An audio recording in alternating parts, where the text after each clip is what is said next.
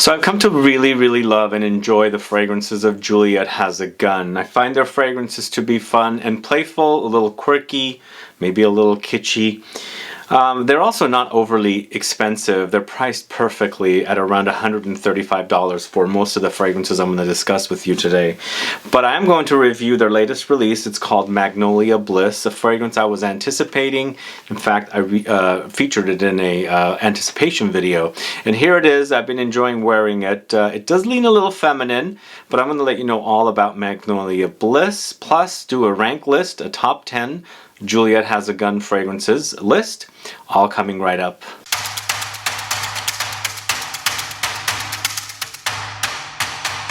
Thanks so much for tuning in. This is Sebastian. Yes, today I'm talking about Magnolia Bliss from the house of Juliette Has a Gun. They seem to be releasing one fragrance every year. I believe last year they launched PEAR Inc. around the same time. And I think their fragrances definitely end up launching around this time of the year, and they make great fragrances to wear spring and summer. Magnolia Bliss, I think, is a perfect fragrance to wear spring and especially summertime. And the same thing with PEAR Inc. PEAR Inc. was also a great fragrance to wear spring and summertime because they use notes that are perfect to wear those particular seasons when it's warm outside. But the Magnolia Bliss is really fun fragrance. It not only does it lean a little feminine, which is totally fine for me. I think generally the brand does lean a little feminine, but there's definitely unisex fragrances here.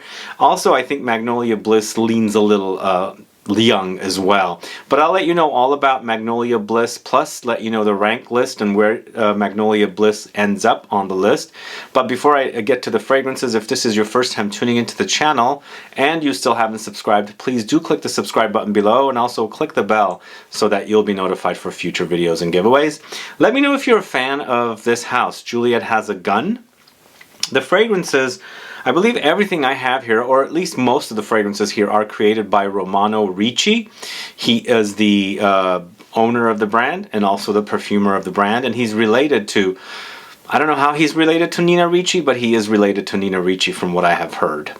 But Magnolia Bliss, as I said, is a fragrance I've been anticipating. It's finally out. It's a 2022 launch. It's a fruity floral fragrance and wears exactly like that. Does get musky as well. As I said, it's created by Romano Ricci and 100 ml retails for $135, and it's Eau De Parfum concentration. The fragrances are distributed pretty well. In fact, they do sell at Sephora, and not only do they sell there, but they also sell over at Twisted Lily. And I have a discount code to Twisted Lily. You can buy any of these fragrances there. I have a link in the info box. You can save 10% off. You can buy samples or the fragrances, and the fragrances do come in smaller sizes as well. This one is going to be a fun fragrance. It's very fun and playful. It features notes of magnolia, Mirabelle plum, bergamot, musks, and ambroxan. So not a lot of notes, right? But you know, I was very curious about how this Mirabelle plum was going to work in this particular fragrance. I absolutely really love Mirabelle plums. I love to eat them, and whenever I see them on the trees, I pick them, and I like them just before they become ripe. So I like a little tartness and the sweetness together. They're absolutely delicious. It's not really a delicacy here in the States. I don't see them being sold anywhere. At least I haven't seen them,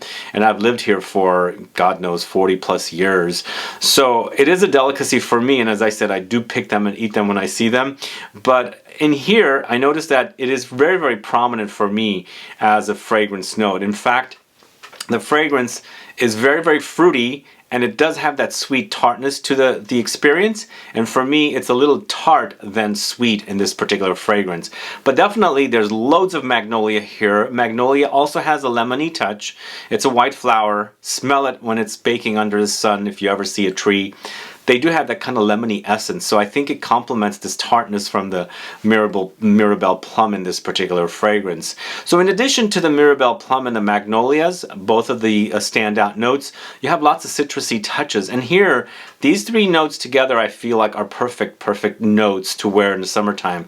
This can be a great alternative to your citrus-focused fragrance where it can be a fruity floral. So in that case, the fruitiness and the tartness from the Mirabelle Plum, and then the floral touches of the Magnolia. And to me, Magnolias are not like your typical white flowers. They don't have too much of an essence, like they don't stand out like a tuberose or a jasmine, even a gardenia. They have some subtleties about them. So I like that about this, because even though it's a flower, it doesn't have an overwhelming floralcy about it or floralness about the Magnolia. So I feel like you can get away with wearing this because it has that kind of light floral touch, plus that citrusiness, that lemoniness. So the whole entire experience, wearing experience, I think is perfection here. In addition to those notes, you're going to experience the Ambroxan, and I feel like Romano Ricci uses Ambroxan quite a bit. He has a fragrance called Not a Perfume, and then Not a Perfume Superdose, where they use Cetalox, which is, you know, a similar kind of a note, synthetic note, to replicate the smell of ambergris. So they add this particular note in the base to create a longevity, like a base to extend the life of the fragrance, because, you know, it's using Magnolia, Mirabelle Plum, and Bergamot. So those are notes that kind of disappear quickly. So you're adding these notes in the base to extend the life of the fragrance. And it does do that. But you know what? I feel like when I'm wearing this particular fragrance, it does have a very concentrated smell, which to me, when I can experience something like that, I always associate it with the longevity, because it does have a great lingering power. I don't know if it's because of the Ambroxan and also the musks that have been mentioned that are in this particular fragrance, which I haven't brought up yet, but it has good longevity, and I feel like when it's warm outside, this is going to be a perfect wearing experience, because I feel like this is excellent for the coming warm summer months. It's just the kind of fragrance it is. I feel like Tart fragrances for me are perfect to cut through the heat, you know? They do that. Sweet fragrances, no. Tart, yes. And this is definitely some great tartness in this particular fragrance, and so it wears perfectly. But going back to what I said earlier, it does lean a little young. Yes, the fruitiness of this particular fragrance does have a younger, not only just a young experience, but a little on the feminine side. And I don't have a problem with that. So you guys might test it to see if you do have an issue with it. But once you get past that, I feel like it's a great smelling fragrance. And I think it'll do well, especially come, you know, the summer months. And, you know, it's priced really nicely. Juliette Has a Gun is a, not a designer, I should say. And their fragrances are priced lower than Maison Margiela's fragrances, which happens to be a designer. Because the Maison Margiela has raised their prices up to, I think, $140 for 100 ml. These are $135. Not everything I'm going to talk to you about here today are $135. I think there's one fragrance in my whole entire collection that retails for just a little higher. But I feel like these are great retail prices and very, very wearable fragrances, I think. Don't you guys think about this? Let me know if you're a fan of this house. Let me know if you've sampled Magnolia Bliss. And also let me know if you're a man, you enjoy the Juliette Has a Gun fragrances. Does the name Juliette Has a Gun turn you off? I don't know. Some people have mentioned it leans feminine to them as men, from what I've heard from men. So I'd like to find out if you're a fan. Let me know if you're a fan of Juliette Has a Gun, and also let me know if you're a fan of this latest release, Magnolia Bliss. If you haven't sampled it, does it sound great to you? One other thing I should say before I move on to the countdown, if you're ever fearing the longevity is going to be too, like it's not going to be long lasting to you, you can always layer down the Superdose or even the original Not a Perfume, and that actually extends the life of a fragrance. But I'll talk about that more when we're getting to that particular fragrance. But that's pretty much it for Magnolia Bliss. Moving on to the list, the top 10 list of my favorite Juliette Has a Gun fragrances. I am ranking at number 10 Moscow Mule.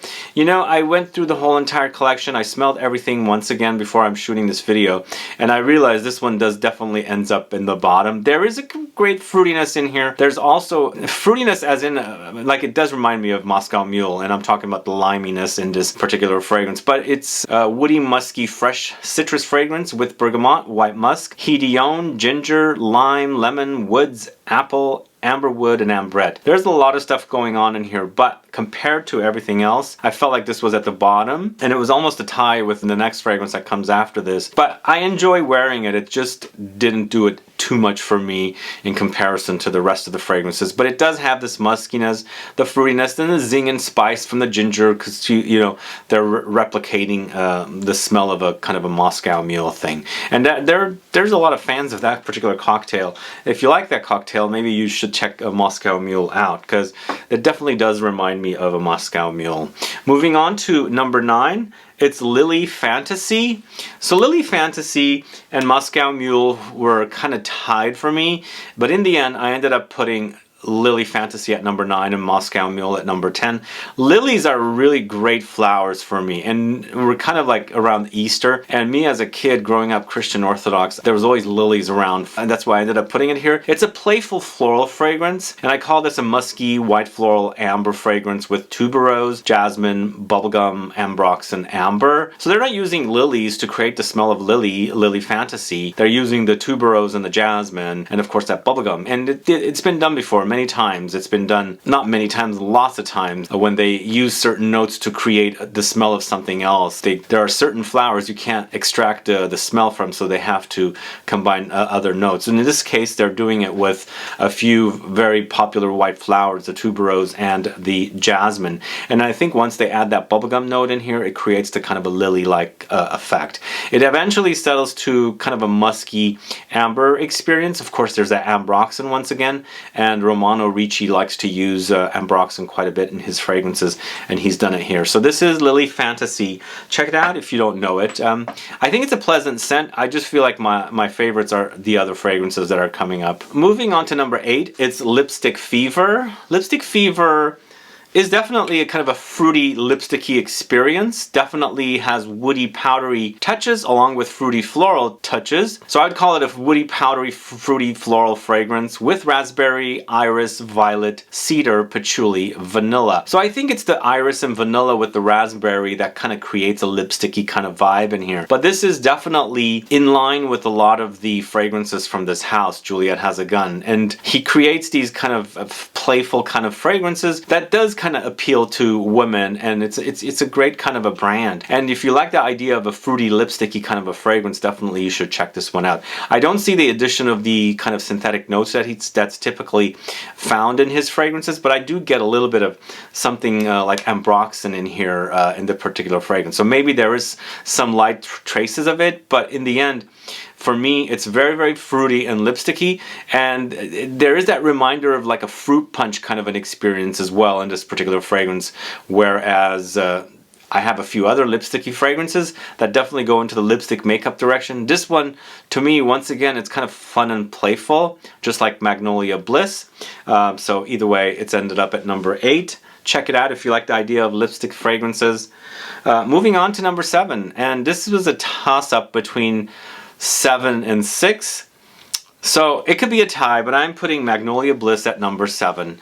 Magnolia Bliss is a fun fragrance. It does definitely have a very young, feminine, you know, kind of a experience for me. And again, I don't have any issues with it. I love wearing it. It smells great. But ranking the list, it ended up here. And it was a toss-up between this, and I'll tell you what the other one is. But if you like the idea of a very tart, fruity, white floral, kind of a fruity floral experience, definitely check out Magnolia Bliss. I think it's definitely a solid release. And as I was saying, it's going to be perfect in the summer months. And I think warmth and the heat is definitely going to amplify the smell. And you're going to have this great longevity with this one. But you can, as I said, layer it down with something like this. All of these fragrances, I think Not a Perfume fragrance from this house is perfect to layer with all of these fragrances if you find it to be kind of on the light side. So lay down the Not a Perfume or the Not a Perfume Superdose. I'll tell you more about it, and then spray the actual fragrance, I think. Let it dry first so that you have this kind of like a coating, and then you can spray the other fragrance on. But either way, Magnolia Bliss at number 7, and it was a toss-up between Magnolia Bliss and PEAR Inc.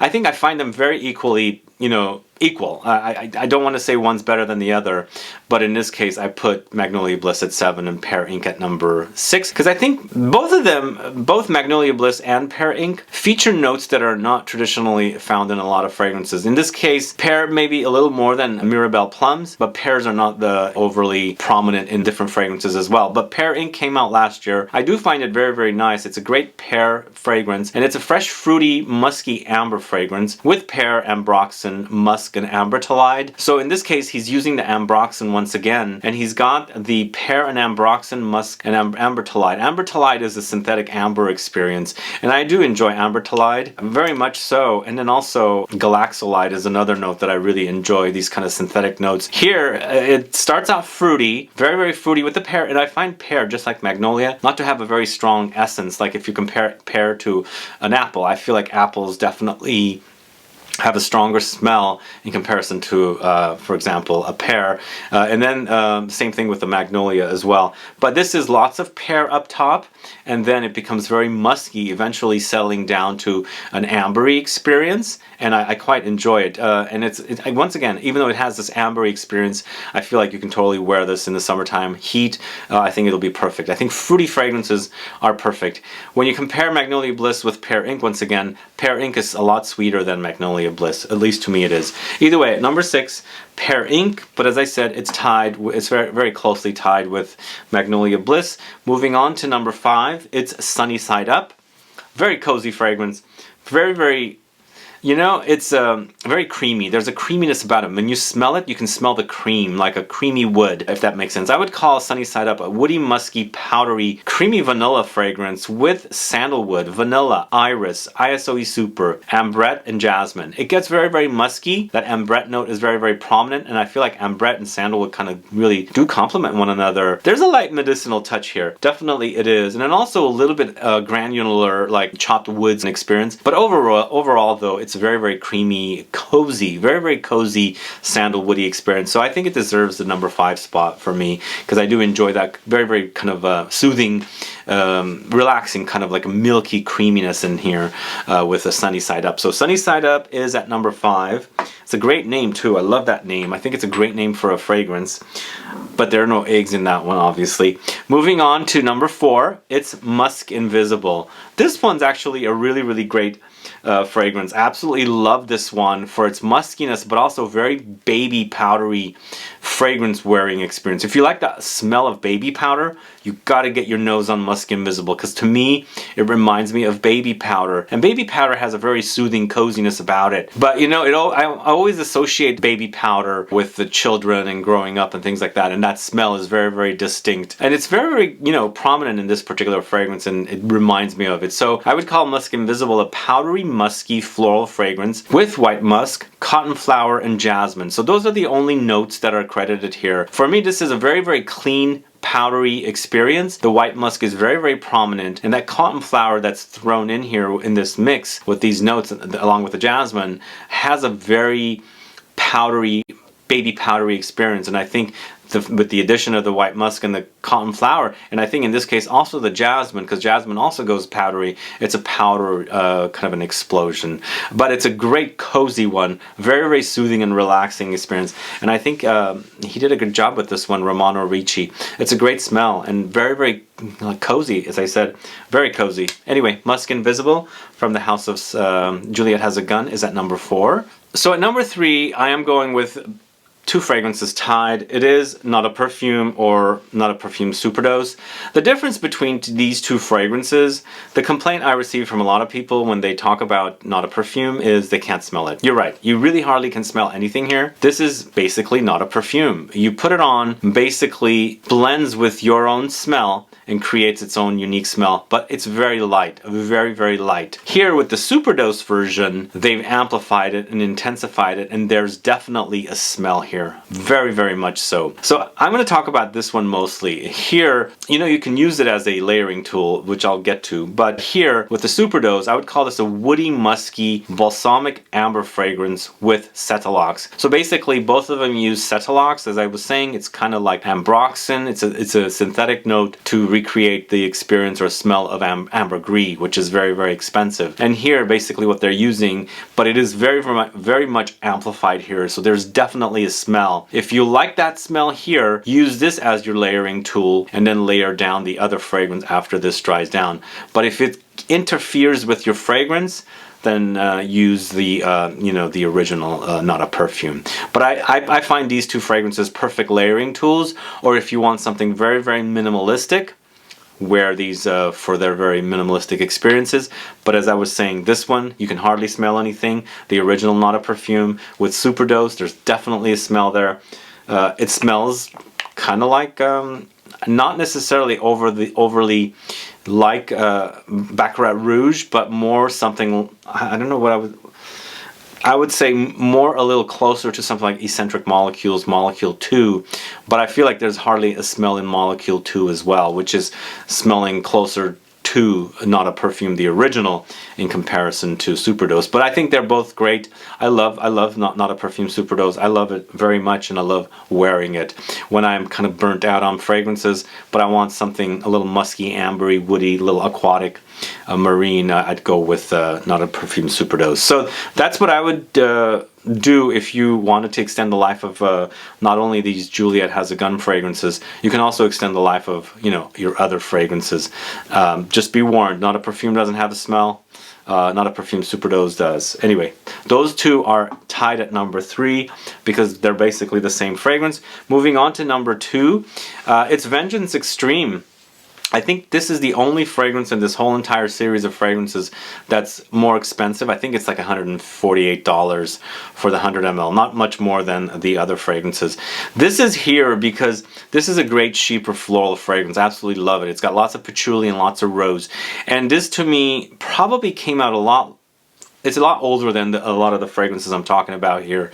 This is more like classic perfumery, where a lot of these other fragrances are more like modern perfumery, if that makes sense, because this to me smells like a very classic style Chypre fragrance. I would call Vengeance Extreme woody, musky Chypre floral fragrance with patchouli, rose, white musk, ambroxan, vanilla, labdanum, lavender, bergamot, and tonka. A lot of stuff happening here, but for me this one's mostly about the patchouli and the rose. There's definitely muskiness there, and there's definitely ambroxan there. You can experience it, but eventually it sells to kind of an ambery experience. There's definitely labdanum. Chypre fragrances have labdanum and bergamot, and typically they have lots of rose, and then of course sometimes they have patchouli. So this to me smells like a real great smelling Chypre fragrance. So Vengeance Extreme at number 2.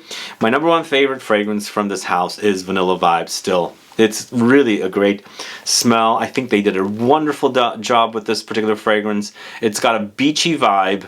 It's got a coconutty vibe, but more like suntan lotion rather than a coconutty vibe.